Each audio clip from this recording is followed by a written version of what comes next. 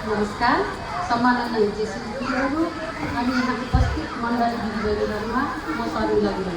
आजको मेरो लेक्चरको शीर्षक इम्पोर्टेन्ट अफ ब्लड डोनेसन। नेपालीमा भन्नुपर्दा रक्तदानको महत्त्व। रक्तदानको महत्त्वको बारेमा भन्नुभन्दा पनि पहिला म रक्तदान भनेको के हो भन्ने कुराको जानकारी गराउन चाहन्छु।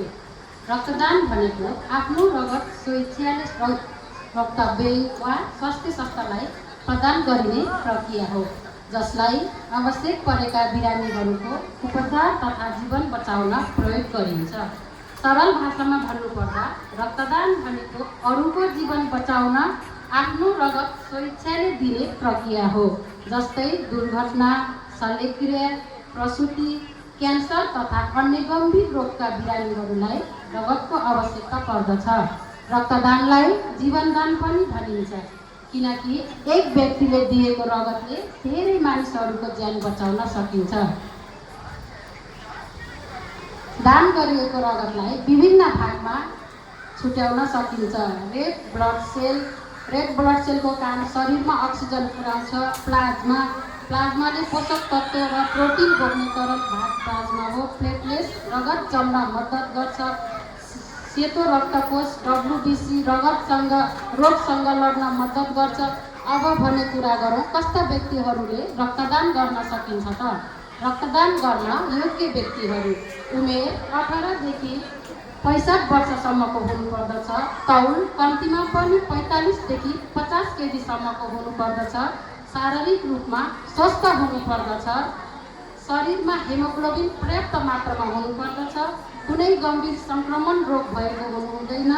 अब कस्तो अवस्थामा रक्तदान गर्नु हुँदैन भन्ने बारे चर्चा गर्नेछु।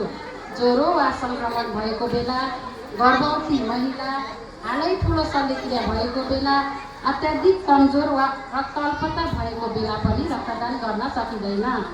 HIV, एड्स, हेपाटाइटिस B-C जस्ता गम्भीर सङ्क्रमण भएको व्यक्तिहरूले पनि रक्तदान गर्नु हुँदैन। रक्तदान गर्ने भनेर यसै रक्तदान गरिँदैन। यसका पनि धेरै प्रक्रियाहरू पुरा गर्नुपर्ने हुन्छ, जसमा पहिलो प्रक्रिया हो दर्ता। दर्ता मतलब रगत दिने व्यक्तिले आफ्नो व्यक्तिगत विवरण भर्नुपर्ने हुन्छ। दोस्रो प्रक्रिया हो स्वास्थ्य जाँच। कुनै व्यक्तिले रगत दान गर्नुभन्दा पहिला स्वास्थ्य अवस्था कस्तो छ, जस्तै रक्तचाप, हेमोग्लोबिन अनि शारीरिक तौल र तापक्रमको जाँच गरेर मात्र रक्तदान गरिन्छ। तेस्रो प्रक्रिया रक्त सङ्कलन। हाम्रो शरीरमा भएको रगतबाट करिब 350 देखि 450 मिलिलिटरसम्म रगत निकालिन्छ। यो प्रक्रिया पुरा गर्नको लागि कम्तीमा 5 देखि 10 मिनेट समय लाग्ने गर्दछ।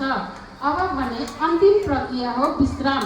सबै प्रक्रिया पुरा गरेपछि रक्तदान गरिन्छ।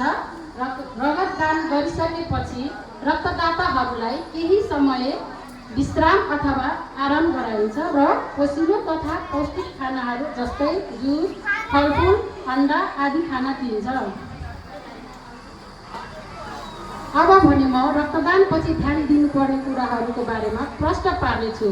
प्रशस्त पानी पिउने, केही घन्टा भारी काम नगर्ने, धुम्रपान तथा मदिरा सेवन नगर्ने, चक्कर आए तुरुन्तै आराम गर्ने आदि कुराहरूमा ध्यान दिनुपर्दछ। अब रक्तदानका फाइदाहरूको बारेमा कुरा गरौँ। जीवन बचाउन मद्दत गर्छ। स्वास्थ्य जाँचको अवसर मिल्छ। नयाँ रक्तकोष उत्पादन गर्छ। सामाजिक सेवाको भावना सिर्जना हुन्छ। मानसिक सन्तुष्टि प्राप्ति आदि कुराहरूमा फाइदा हुन्छ।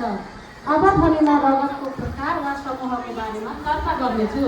रक्त अथवा रगतका समूह यस प्रकारका छन्: A positive, A negative, B positive, B negative, O positive, O negative, AB positive, AB negative.